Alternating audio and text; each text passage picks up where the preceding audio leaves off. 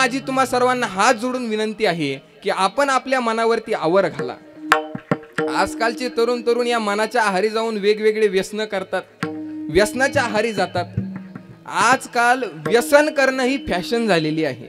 आजकाल व्यसन करणं ही फॅशन झालेली आहे आणि आता लोकांना फॅशनचंच व्यसन लागलेलं आहे. ही आजची परिस्थिती आहे. काही पठ्ठे फॅशन म्हणून दारू पितात, फॅशन म्हणून, आजकालची फॅशन आहे म्हणून दारू पितात. अरे बाबा, तू फॅशन म्हणून जरी दारू पिला तरी ती दारू तुला बर्बाद केल्याशिवाय राहणार नाही. मग याचा अर्थ सगळेच तरुण तरुणी दारू पितात असंही नाही बरं का. सगळेच दारू पितात असंही नाही. एका गावात जर 500 तरुण असतील तर त्याच्यातले 10च तरुण दारू पितात. बाकीचे 490 तरुण चांगलं शिक्षण घेऊन चांगली नोकरी करतात, चांगला कामधंदा करतात, गावाची, आई वडिलांची, ग्रामस्थांची सेवा करतात. आणि खरोखरच जे तरुण आई वडिलांची सेवा करतात, आई वडिलांची आज्ञा पालन करतात, त्यांना माझं त्रिवार वंदन. काही तरुण तरुण आजही घरातून बाहेर पडण्या अगोदर आई वडिलांचं दर्शन घेतात, मंदिरात जाऊन देवाचं दर्शन घेतात.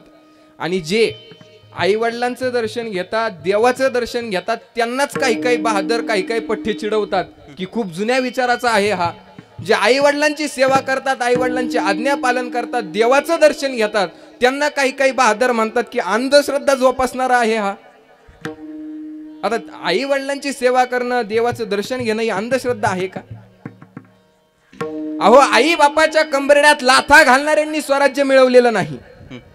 आई बापाच्या कंबरड्यात लाथा घालणाऱ्यांनी स्वराज्य मिळवलेलं नाही, तर मा जिजाऊंचे चरण स्पर्श करणाऱ्या छत्रपती शिवाजी महाराजांनी स्वराज्य मिळवलेलं आहे. कलम नव्हता, कायदा नव्हता, तरी सुखी होती प्रजा.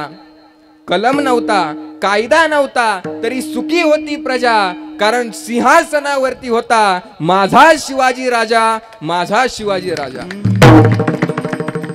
अहो, छत्रपती शिवाजी महाराज मा जिजाऊ आईसाहेबांचे दर्शन घेत होते, मा तुळजा भवानीचं दर्शन घेत होते. मग याचा अर्थ छत्रपती शिवाजी महाराज अंधश्रद्धाळू होते का? होते का? राजे अंधश्रद्धाळू होते का? आमचे राजे विचारवंत होते, आमचे राजे क्रांतिकारी होते. अहो, ज्याला कपडे कसे घालायचे आणि किती घालायचे याची अक्कल नाही, त्यांनी म्हणावं देवाची सेवा करणं म्हणजे अंधश्रद्धा. ज्याला कसलाच अकलीचा भाग नाही त्यांनी म्हणायचं आई वडिलाची सेवा करणं म्हणजे अंधश्रद्धा. आता मला सांगा, फुले, शाहू, आंबेडकर हे जे काही क्रांतिकारी आहे, या सर्वांनी छत्रपती शिवाजी महाराजांना मानले. हे सर्व छत्रपती शिवाजी महाराजांना मानत होते, बरोबर?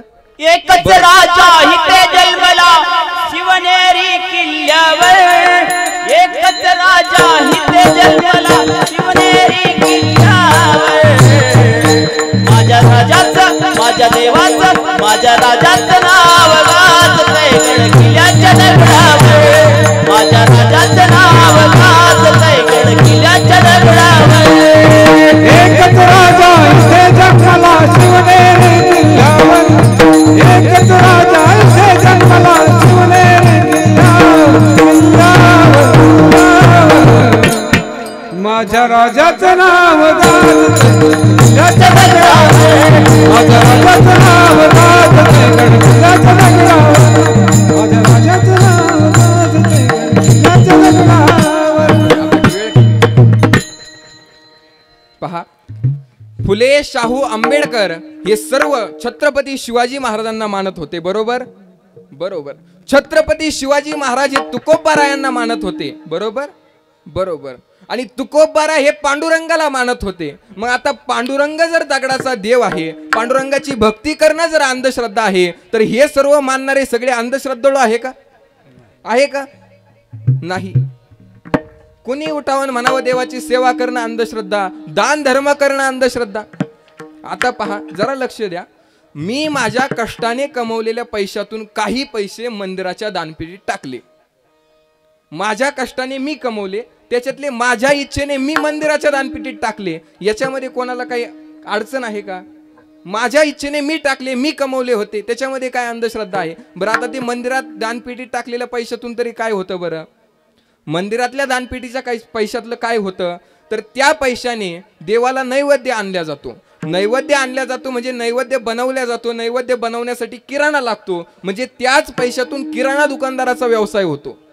त्या पैशातून देवाला कपडे शिवले जातात.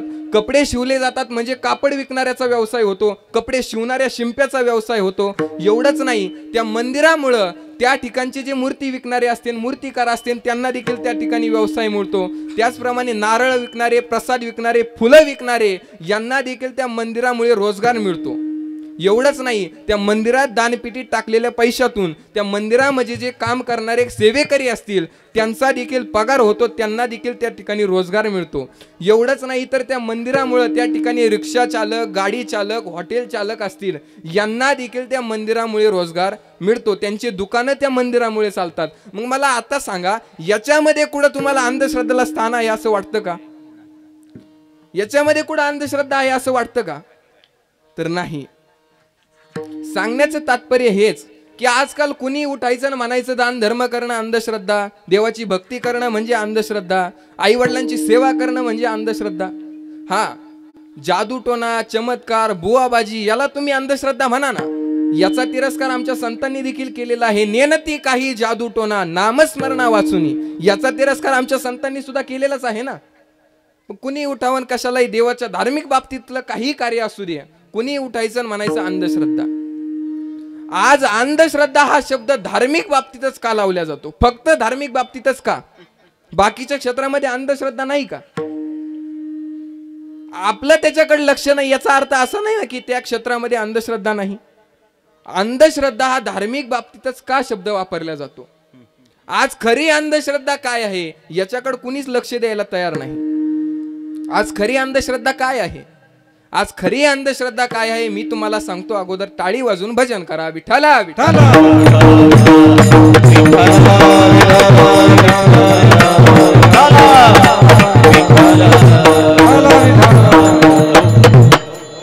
पहा, आज जगामध्ये स्वतःला विज्ञानवादी, स्वतःला वैज्ञानिक, स्वतःला आधुनिक म्हणून घेणारे लोकच आज जगामध्ये सगळ्यात मोठ्या प्रमाणात अंधश्रद्धा पालन करतात. कसं? पहा, त्याचं एक छोटंसं उदाहरण सांगतो. आज टीव्हीवर दाखवल्या जाणाऱ्या छोट्या छोट्या जाहिराती सुद्धा मोठ्या प्रमाणात अंधश्रद्धाचं पालन करतात, अंधश्रद्धा जोपासतात. कसं? पहा, आता टीव्हीवरती वेगवेगळ्या जाहिराती तुम्ही रोज टीव्ही पाहत असताना टीव्हीवरती एक जाहिरात येते, पहा, आमकी आमकी क्रीम तोंडाला लावली की माणूस 2 दिवसात गोरा होतो. आता क्रीमचं नाव तुमच्या डोक्यात आलं असं, सांगायची जास्त काही गरज. आमकी आमकी क्रीम लावली माणूस 2 दिवसात गोरा होतो. मग असं कधी झालं का? झालं का? माणूस कधी, आता वापरणारे, क्रीमा वापरणारे समोर आहे ना, आजपर्यंत गोरे झाले का? झाले का? आणि झालेच जर असते तर आज भारतात काळे माणसं राहिले असते का? क्रीमा लावून जर गोरे होत असतं तर भारतात काळे राहिले असते का? नाही. आणि ह्या क्रीमा काय आमचे वारकरी वापरत? महाराज वापरता का? मग हे क्रीमा वापरतात कोण? स्वतःला आधुनिक म्हणून घेणारेच वापरतात ना, स्वतःला वैज्ञानिक म्हणून घेणारेच वापरतात ना. वापरतात कोण? हेच लोक वापरतात. आणखीन एक टीव्हीवरती जाहिरात येते की एक पावडर दुधामध्ये मिक्स करून पिली, मुलांना पाजली, लहान लहान मुलांना पाजली की मुलं हुशार होतात, मुलं बुद्धिवान होतात, मुलांची बुद्धी तेज होते. मग आता मला सांगा, शंकराचार्य, भास्कराचार्य, संत ज्ञानेश्वर महाराज, संत तुकाराम महाराज, संत नामदेव महाराज यांनी काय या पावडरी पिल्या होत्या का? पिल्या होत्या का महाराज? मग काय हे हुशार नव्हते का? हुशार नव्हते. आमचे ज्ञानोबा ज्ञानाचे सागर होते, ज्ञानाचा सागर सखा माझा ज्ञानेश्वर. मग हे काय पावडरी पित होते का? आणि खरंच त्या पावडरी पिणारे मुलं देखील आज हुशार आहेत का? आणि जर हुशार आहेत तर का मुलं नापास होतात? का नापास होतात? मग आता ही अंधश्रद्धा नाही का? याला काय म्हणायचं? अंधश्रद्धा नाही तर काय आहे? आणखीन एक टीव्हीवरती जाहिरात येते, ती तर पक्की अंधश्रद्धा आहे. एक कोणता तरी सेंट आहे, तो अंगाला मारला का स्त्रिया पुरुषाकडे आकर्षित होतात, त्याच्या मागच पळतात. आता ही तर पक्की अंधश्रद्धा आहे. आता हे जर खरं असतं, मला सांगा, हे जर खरं असतं तर एका एका गावात 40-40 नवरदेव बिना लग्नाचे राहिले असते का? राहिले असते का? आज आहेत ना 40-40 नवरदेव एका एका गावामध्ये बिना लग्नाचे आहेत. मग ही जाहिरात खरी आहे का? मग ही अंधश्रद्धा नाही का? ही अंधश्रद्धा आहे. आणखीन टीव्हीवरती वेगवेगळ्या जाहिराती पहा. एक जण असा डोंगरावरती, उंच डोंगरावरती, पहाडावरती उभा असतो, त्याला वरून उडी टाकायची असते पण त्याला भीती वाटते. तेवढ्यात त्याला एक साबण सापडतो, तो अंगाला साबण लावतो, लगे भीती गायब, लगे वरून उडी आणतो. साबणी लावण्याने कुठं भीती जात असते भाई? साबणी लावल्याने. ती कोल्ड्रिंकची जाहिराती मी एक पाहिली. एक जण 25 मजली बिल्डिंगवर उभा असतो, कोल्ड्रिंकची बाटली पितून बिल्डिंगवरून उडी टाकतो, त्याला काहीच होत नाही. त्याला मी म्हणलं इथं 2 मजल्यावर टाकतो मग पाहू काय होतं ते. ही अंधश्रद्धा नाही का? अंधश्रद्धा नाही.